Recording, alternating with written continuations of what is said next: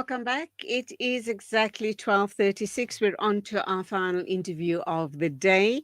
We're now going to be talking with coordinator at We Will Speak Out South Africa.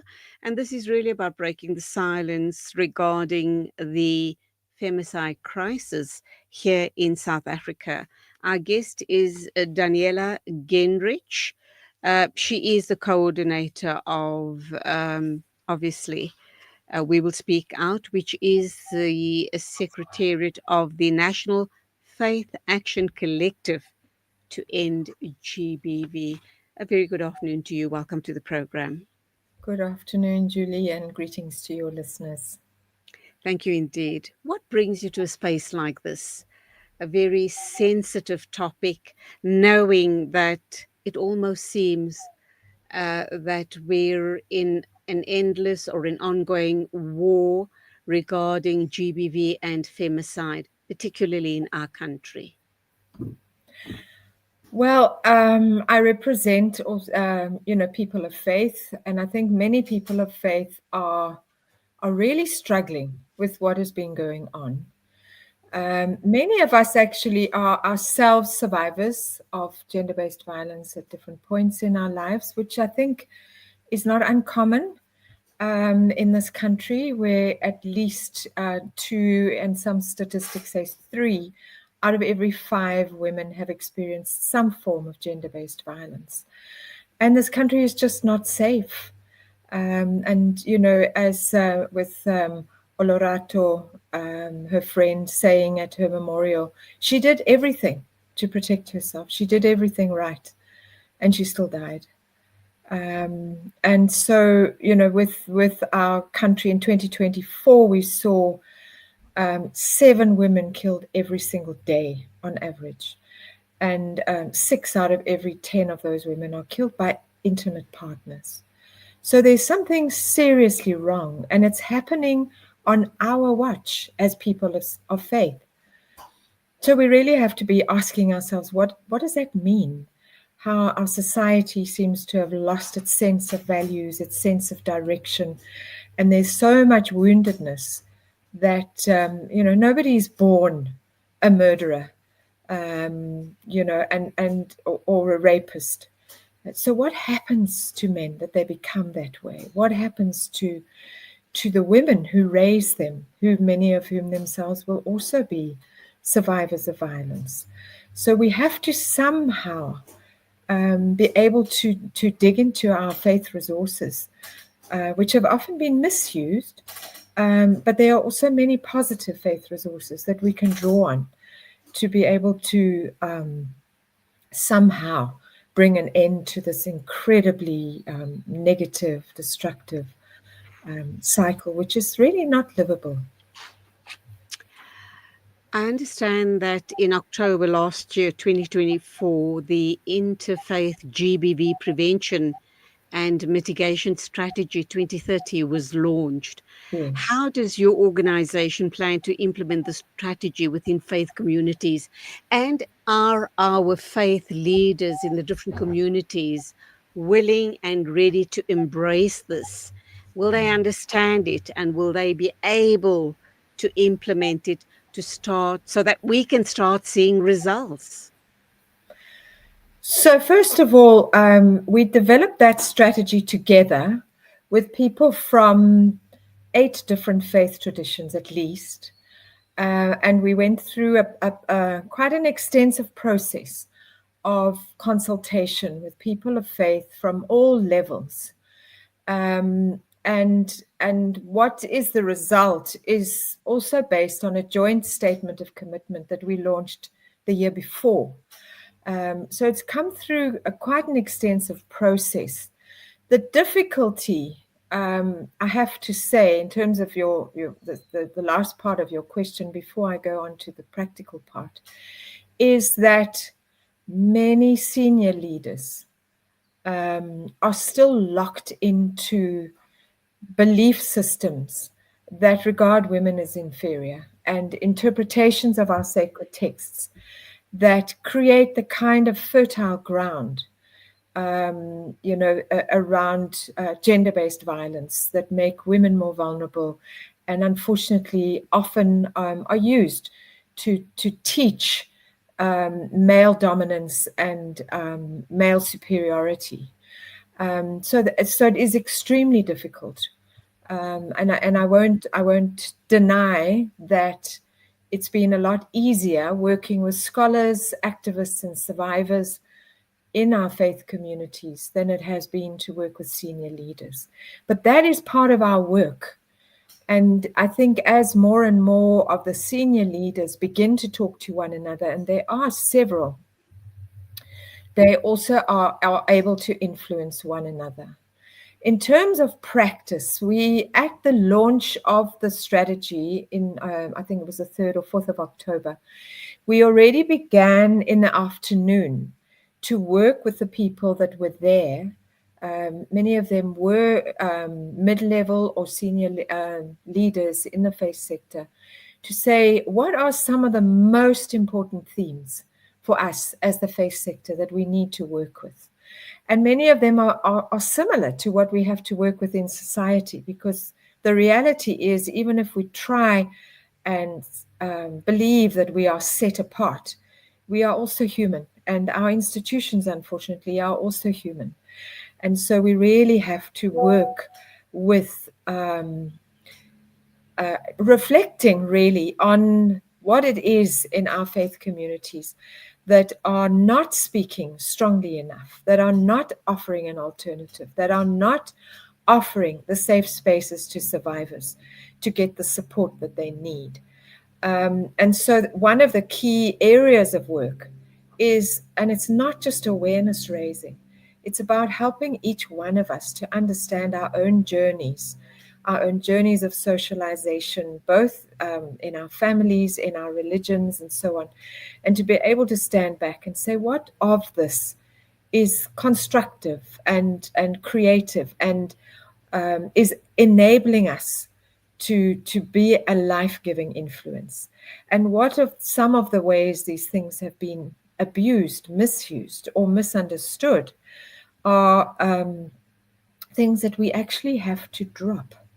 And there's enough in our sacred texts. All of us, we've had 3 years now of sharing between the different faiths, the different positive dimensions and tools in our faith that we can draw on. So it's really about helping ourselves, each other, to really grapple with what is challenging, and to look to the tools in our faith that are really life-giving, and begin to speak out much more around those. And it's also linked to our practices.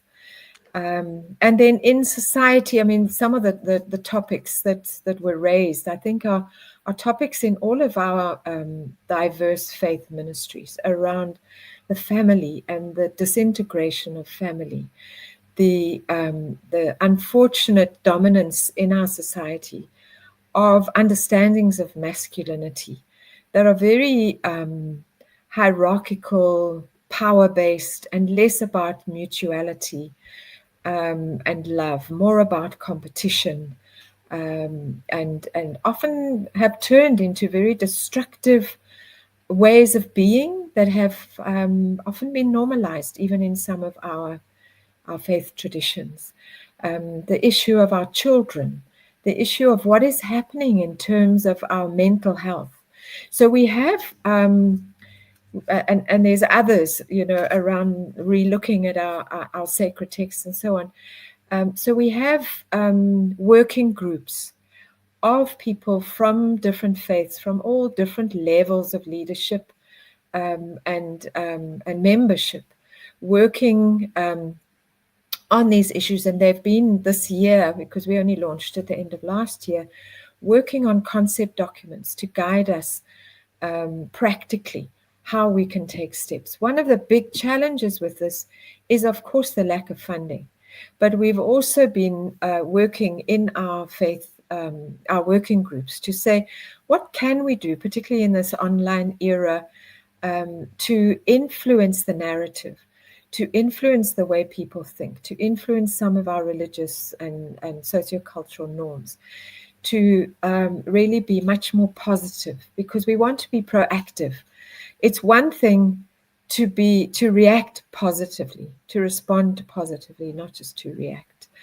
But it's another to use the influence that we have across our society, where over 85% of our population still subscribe to one faith or another. And how do we use that influence to shift and go back to the origins of the meanings of many of our faiths and our sacred texts, to Okay. reclaim those? Yeah. All right. Sorry for the interruption. We need to No take an problem. ad break. When we come back, we can continue this discussion. I'm Thank you. talking with Daniela Gennrich. She's the coordinator at WWSO. We are talking that very, very serious matter, and that is the femicide crisis in South Africa.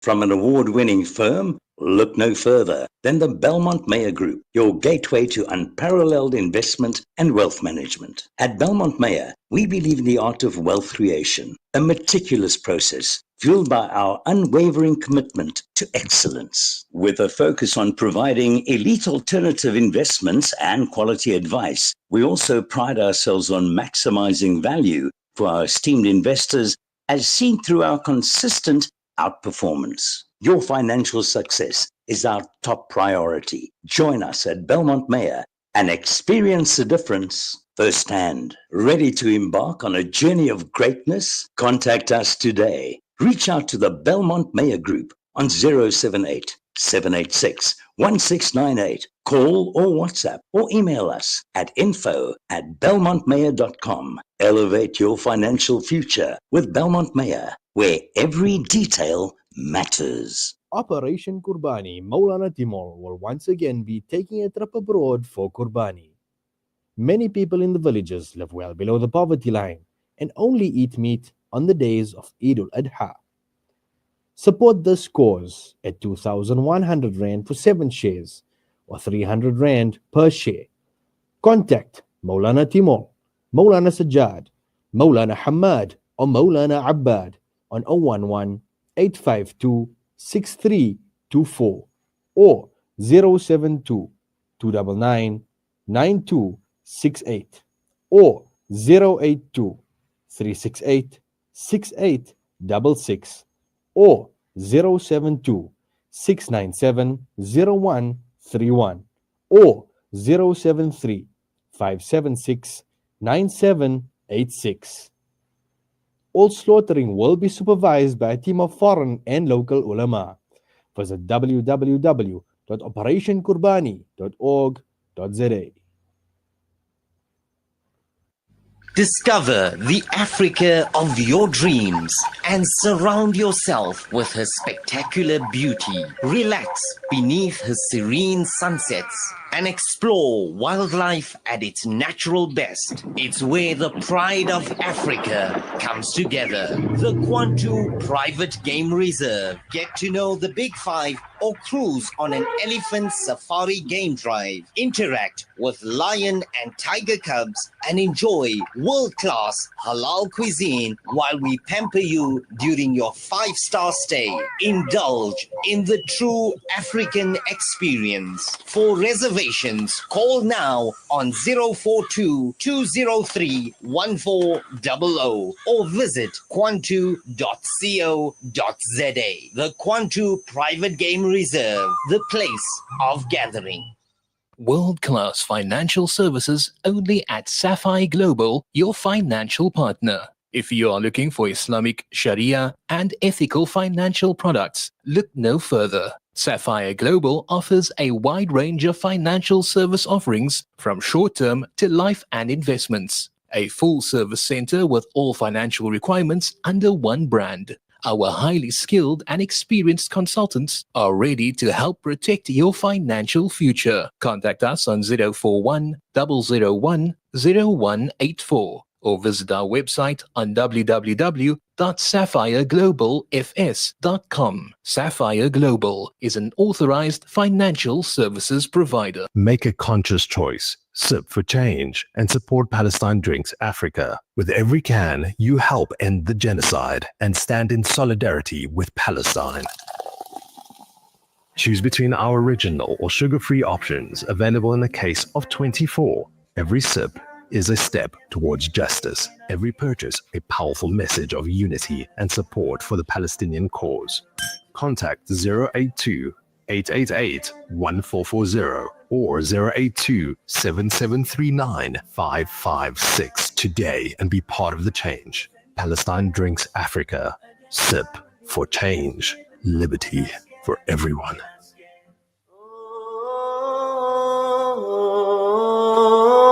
Salam Media, a global voice for humanity.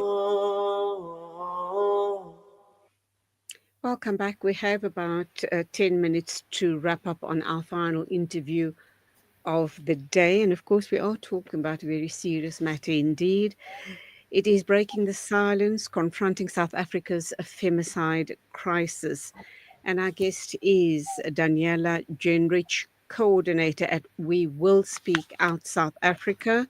Welcome back, Daniela. And as you were speaking, a couple of things popped into my head. I'm thinking advocacy, I'm thinking strategy, I'm thinking buy-in, I'm thinking resources, I'm thinking government's role. But all of that put together still doesn't resolve the issue, because the GBV just continues year on year, year in, year out, day in, day out. It just, if anything, it seems to be getting, going from bad to worse. Awareness, we talk awareness, when and how does it start? We often tell women and we often tell young couples how important role modeling is.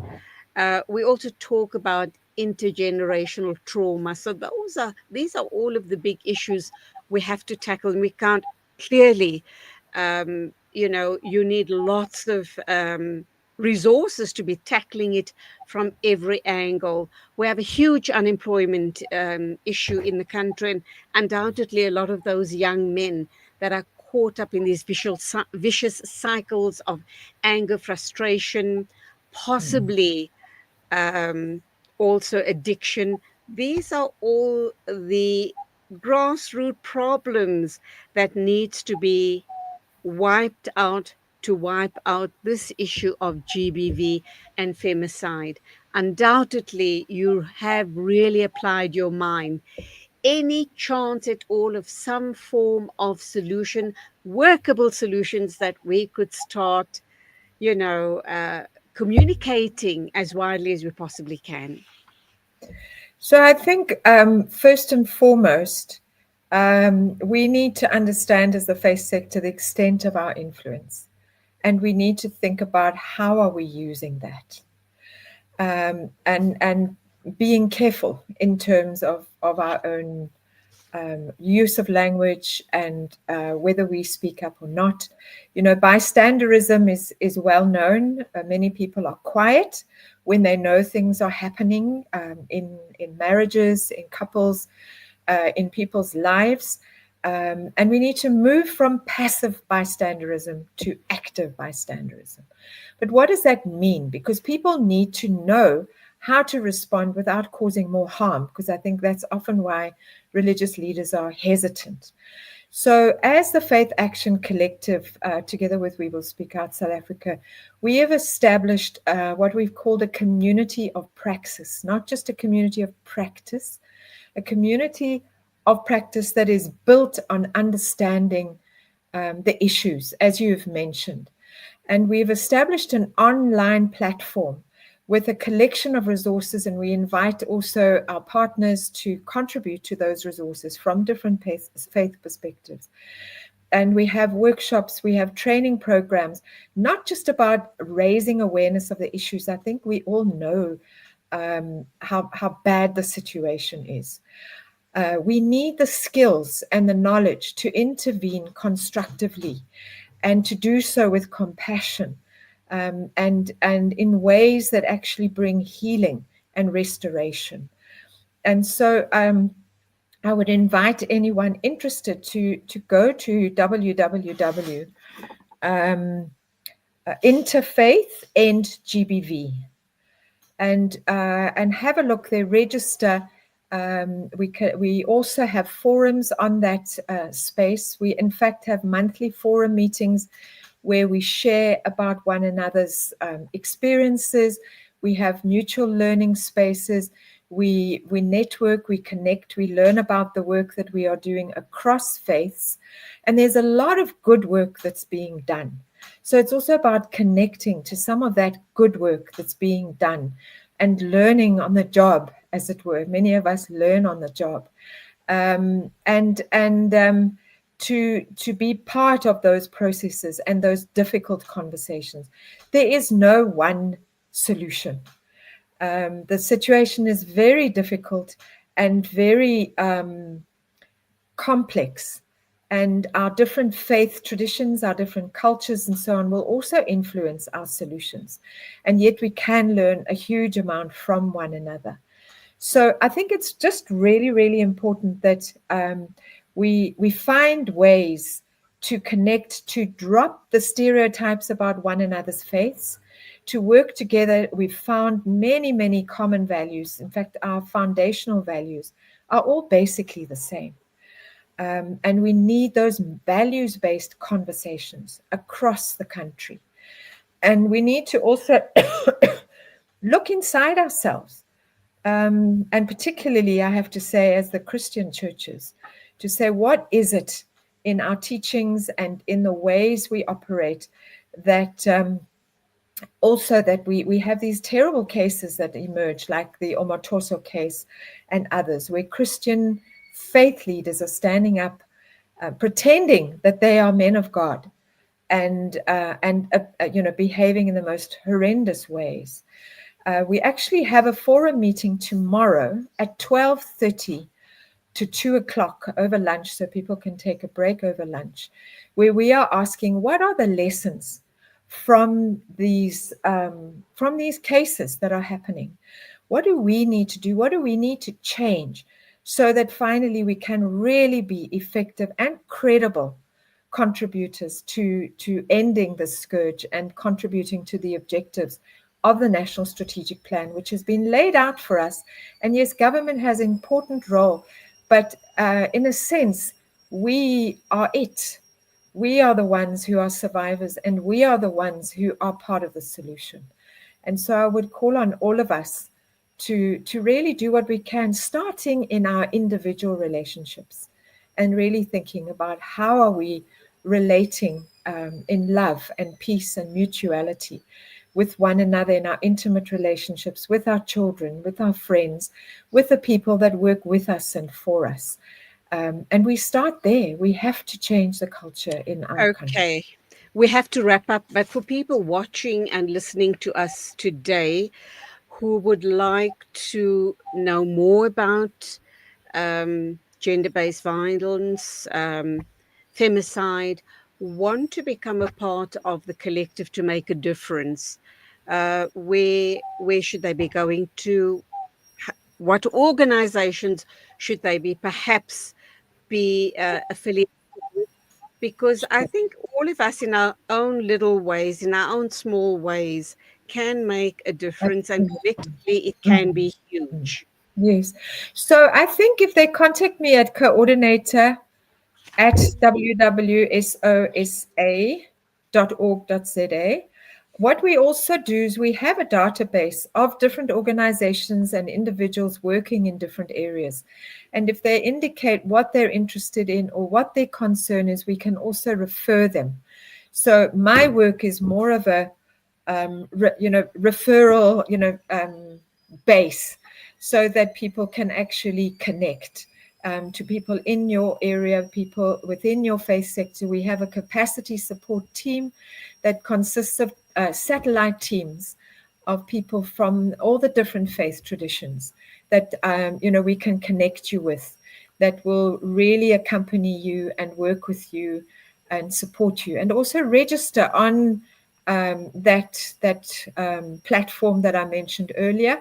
If you want to become a member of We Will Speak Out South Africa, which allows you to do all these other things as well, go to www and then www.sosa.org.za, and we will connect you. That is our main work, is to connect one another, that we can really strengthen not just our voice, but the impact that we can make as a faith sector in this country.